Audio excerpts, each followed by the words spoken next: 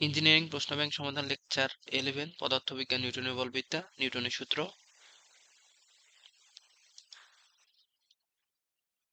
প্রশ্নটি হচ্ছে a 75 kg boy and a 60 kg girl use an elastic rope while engaged in a tug of war on a frictionless surface।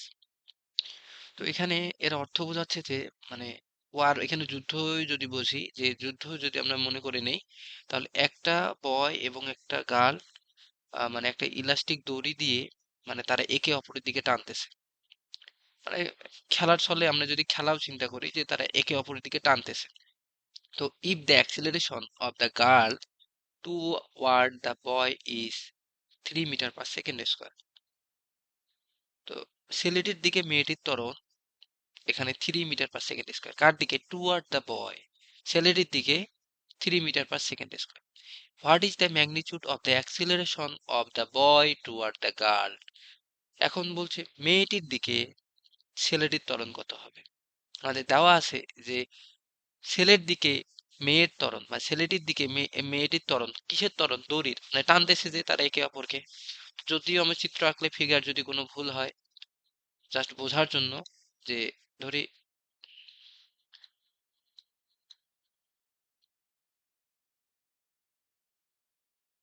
দুইটা বালক নিয়ে আমরা যদি চিন্তা করি, হ্যাঁ দুইটা ছেলে, এরা দড়ি দিয়ে একে অপরকে টানতেছে। এর ভর আমরা ধরলাম 75 কেজি, আর এটার ভর ধরলাম 60 কেজি। টু আর যেহেতু দিকে দিকে মানে সামনাসামনি, তো 60 কেজি। তো দেখা গেছে যে ছেলেটির দিকে মেয়েটির মানে মেয়েটির ত্বরণ মানে তাহলে 75 কেজি, ছেলেটির দিকে 60 কেজি ছেলেটির ত্বরণ, এইদিকে ত্বরণ 3 মিটার/সেকেন্ড স্কয়ার। তাহলে আমাদের চাইছে এই দিকে ত্বরণ কি হবে। 75 কেজি ছেলেটির উপরে 60 কেজি মেয়েটির ত্বরণ কি হবে এইটা চাইছে। তাহলে আমরা এটাকে m2 দিয়ে প্রকাশ করতে পারি, আর এটাকে m2 a2 m2, আর এটাকে আমরা m1, আর এটাকে আমরা a1। তাহলে যদি দেওয়া আছে যে ছেলেটির দিকে টুয়ার্ড দ্য বয়, দেওয়া আছে যে toward the boy is the girl toward the boy is 3 metre per second square. আর দেওয়া আছে চাইছে কি the boy toward the girl. তাহলে আমরা a2 বের করব। মানে এটা যদি আমরা ছেলে কল্পনা করি, আসলে ফিগার যে একদম ঠিক এমন না, ভুল হইতে পারে, জাস্ট বোঝার জন্য যে দিকে ছেলে মেয়ে, এই দিকে ত্বরণটা কি হবে আমাদের প্রশ্ন এই দিকে।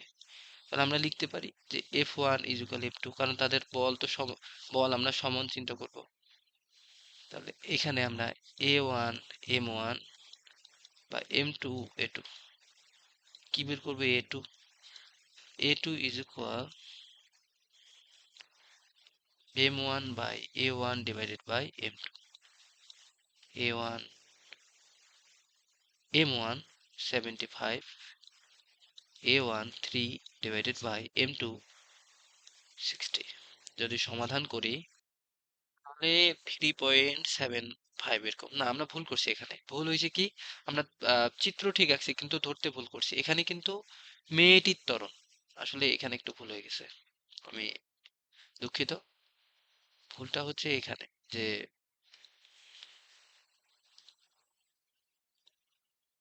এই যে দ্য অ্যাক্সিলারেশন অফ গার্ল কত, the acceleration of girl 3 metre per second square. তো টু ওয়ার্ড কথাতে যদি আমরা একটু জাস্ট চিত্র আঁকার জন্য দেখি,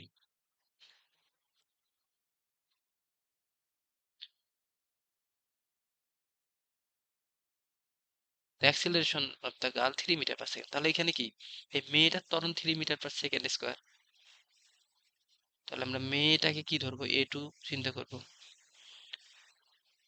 তাহলে মেয়েটার ত্বরণ, তাহলে আমরা কি 1 দিয়ে কি বুঝাইলাম? চিত্রটা আরেকটু ইয়ে করে,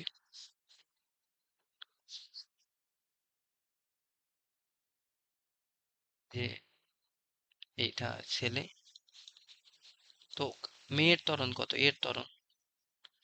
মেয়ের ত্বরণ কি? The acceleration of the girl toward the boy, ছেলেটির দিকে, এই দিকে ত্বরণ কি? a2 is equal 3 metre per second square.